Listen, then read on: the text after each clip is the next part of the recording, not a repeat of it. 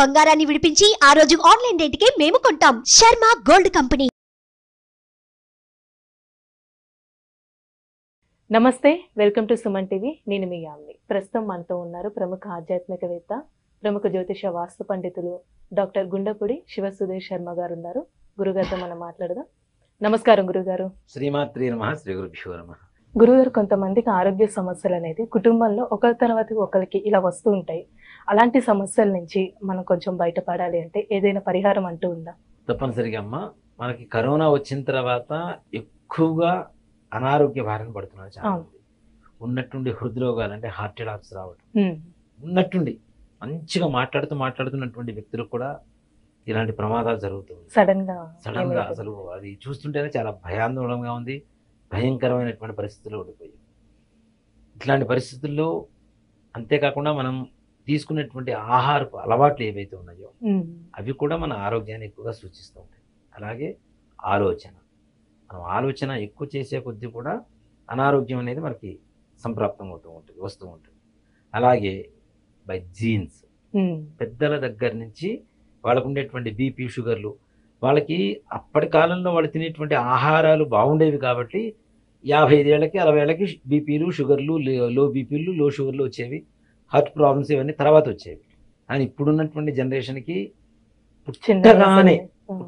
పుట్టుకతోనే షుగర్ ఉన్నటువంటి పిల్లలు ఉన్నారు కొంతమంది. అలాగే 4-5 ఏళ్ళకి షుగర్ వస్తున్నటువంటి పిల్లలు ఉన్నారు. 15 ఏళ్ళకి షుగర్ వస్తుంది, 30 ఏళ్ళకే షుగర్ వచ్చేస్తుంది. అసలు షుగర్ వస్తేనే రోగాలన్నిటికీ పుట్టిల్లు అది వస్తే అన్ని రకాలు నిదానంగా ఒక్కోదాన్ని ఒక్కో చోటు నుంచి ఆహ్వానిస్తూ ఉంటుంది, అబ్జర్వ్ చేసుకుంటుంటుంది. మానవ శరీరాన్ని కంప్లీట్ గా మొత్తం నీరసం చేసి పడేస్తుంది. అంతే కదా.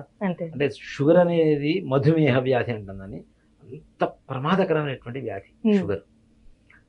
ఇవన్నీ కూడాను మనకి వంశ పరంపరగా వచ్చేటువంటి రోగాలు కూడా ఉన్నాయి తప్పనిసరిగా. దాంతో పాటుగా క్యాన్సర్స్ ఇప్పుడు వస్తున్న వాళ్ళల్లో ఎక్కువగా, అది ఎందుకు వస్తుందో ఏంటో తెలియదు, ఏ భాగానికి వస్తుందో శరీరంలో అర్థం కావట్లా. పూర్వకాలంలో క్యాన్సర్ అంటే బ్లడ్ క్యాన్సర్, ఇది ఒక్కటే తెలుసు జనాలందరికీ. రక్తం బయట కక్కునేవాడు, ఏదో అనారోగ్య పరిస్థితులు ఇదైపోయేవాడు. ఇప్పుడు ఒక్కొక్క పార్ట్కి ఒక్కో రకమైనటువంటి క్యాన్సర్. చివరికి మోకాల్లో ఉండేటువంటి నరాలు కూడా ఒక రకమైనటువంటి క్యాన్సర్, చేతిలో ఉండేటువంటి నరాలకు ఒక రకమైన క్యాన్సర్. కొంతమందికి ఇప్పుడు నూతనంగా కొన్ని చోట్ల వింటున్నా నరాలు ముడిపడిపోతున్నాయి ఇట్లా లోపల. ఇప్పుడు చేతి నరం ఉంటుంది, ఇట్లా ముడిపడిపోతుంటుంది. ఇక్కడ ఇది ఉంటుంది భుజం, ఈ భుజంలో ఉండేటువంటి నరాలు మెలికి తిరిగిపోతూ ఉంటాయి. అంటే ఎప్పుడు అన్ఎక్స్పెక్టెడ్ గా మనం ఇట్లా పైకి ఎత్తినప్పుడు అది అక్కడ మెలికి తిరిగిపోయి అలానే ఉండిపోయి అలానే వాటి పెయిన్స్, వాటి ద్వారా కూడా సర్జరీలు కూడా జరుగుతుంది. అంటే ఇన్ని రకాల అనారోగ్య సమస్యలతో బాధపడుతున్నారు జనాలు ముఖ్యంగా.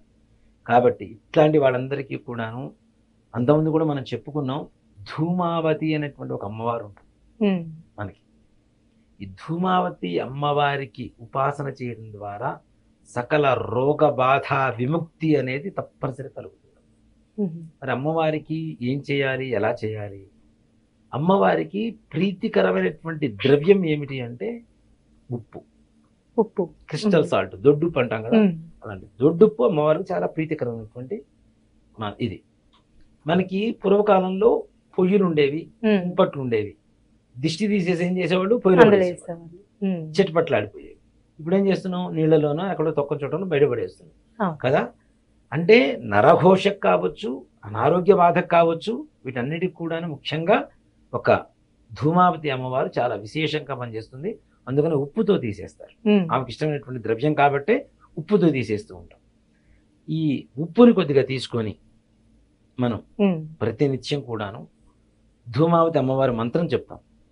ఈ మంత్రాన్ని కనీసం 108 సార్లు ఇట్లా చేతిలో ఉప్పును పట్టుకొని, లేదు ఎడం చేతితో అయినా సరే ఉప్పును పట్టుకొని 108 సార్లు కౌంట్ చేసుకుంటే ఈ మంత్రాన్ని చదువుకొని ఈ ఉప్పును మరలా కుడి చేతిలో తీసుకొని 3 సార్లు క్లాక్ వైజ్, 3 సార్లు యాంటీ క్లాక్ వైజ్, అంటే ఎవరికి వాళ్ళు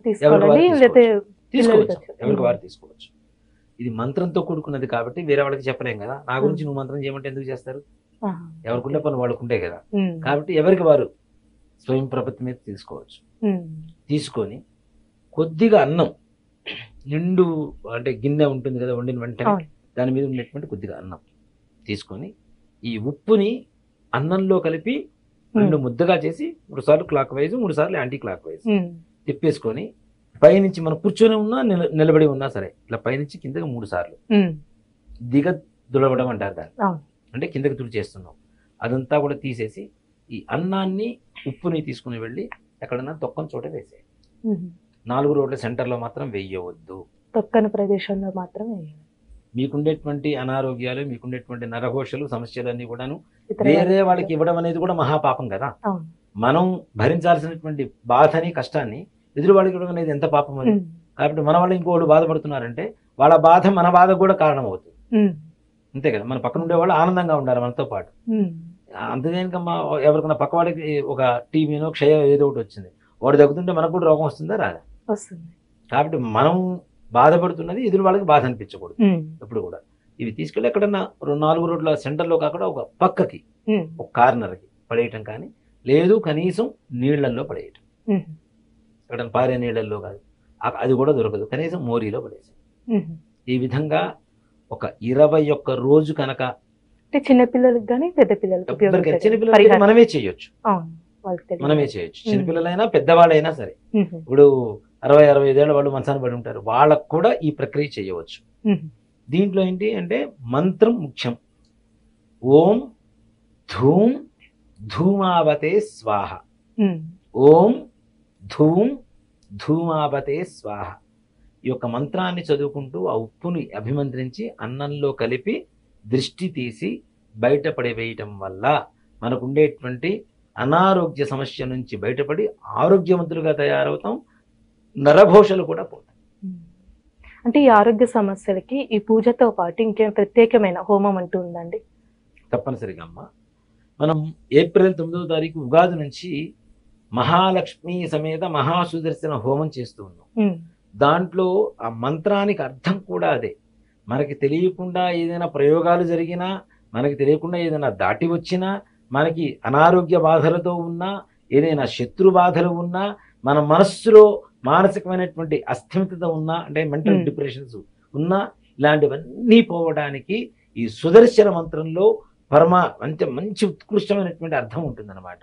ఓం క్లీం కృష్ణాయ గోవిందాయ గోపీజన వల్లభాయ పరాయ పరమపురుషాయ పరమాత్మనే పరకర్మ మంత్ర యంత్ర తంత్ర ఔషధి అస్త్ర శస్త్రాన్ని సంహర సంహర మృత్యోర్మోచయ మోచయ.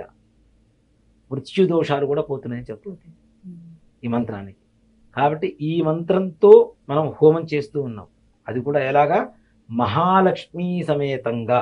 మహాలక్ష్మి మంత్రాన్ని ఒకసారి చెప్తూ సుదర్శన మంత్రాన్ని ఇంకోసారి చెప్తాం, మరలా మహాలక్ష్మి మంత్రాన్ని ఇంకొకసారి, మరలా సుదర్శన మంత్రాన్ని ఇంకొకసారి. దీంతో పాటుగా ముఖ్యంగా గమనించాల్సినటువంటి అవసరం ఏంటి అంటే, ఇప్పుడు మన హోమంలో నవగ్రహ మంత్రాలతో సహితంగా మహాలక్ష్మి సమేత మహాసుదర్శన హోమం, లక్ష్మీ గణపతి హోమం కూడా దీంట్లో జరుగుతుంది. లక్ష్మీ గణపతి హోమం ఏ హోమం చేసినా ముందు గణపతి హోమం చేస్తాం కదా, గణపతికి చేస్తాం కదా. కాబట్టి గణపతి, లక్ష్మీ గణపతి, నవగ్రహ, మృత్యుంజయ, మహాలక్ష్మి సమేత మహాసుదర్శన హోమం 41 రోజు పాటు మన గోత్రనామాలతో చేర్చుకునేటువంటి ఒక సదవకాశం హనుమత్ ప్రత్యంగర వారాహి యజ్ఞస్థలి సాయిబాబా గుడి దగ్గర, ఫణిగరి కాలనీ, చైతన్యపురి, కొత్తపేట, హైదరాబాద్లో జరుగుతోంది. 41 రోజు పాటు, అంటే మే 19వ తారీఖు వరకు, ఏప్రిల్ 9వ తారీఖు నుంచి 41వ రోజు అందరికీ సావకాశంగా రావడానికి అదృష్టవశాత్తు ఆదివారమే వచ్చింది. సమయం ఎప్పుడండి? ప్రతిరోజు ఉదయం 8 గంటల నుంచి 9:30 గంటల వరకు జరుగుతుంది. చివరి రోజున మాత్రం దాదాపు 12 గంటల వరకు జరుగుతుంది హోమం. పూర్ణాహుతి కదా, చివరి రోజు కదా. కాబట్టి ఇవన్నీ కూడా దేవతలు ఏవైతే ఆవాహన చేస్తూ వస్తున్నామో ఈ దేవతల హోమాలు మొత్తం జరుగుతాయి. చక్కగా పూర్ణాహుతి జరుగుతుంది. పూర్ణాహుతి అయిన తర్వాత అన్న సంతర్పణ జరుగుతుంది, స్వామివారి అన్న ప్రసాదం జరుగుతుంది, వితరణ. ఆ ప్రసాదాన్ని స్వీకరించి యజ్ఞేశ్వరుడి భస్మ ప్రసాదం తీసుకుంటే చాలు, ఎలాంటి రోగాలైనా పట్టాపంచలైపోయి సంపూర్ణమైనటువంటి ఆరోగ్యంతో వర్ధిల్లుతారు. చాలా చక్కగా తెలియజేశారండి. ధన్యవాదాలు. శ్రీమాత్రే నమః. శ్రీ గురుభ్యో.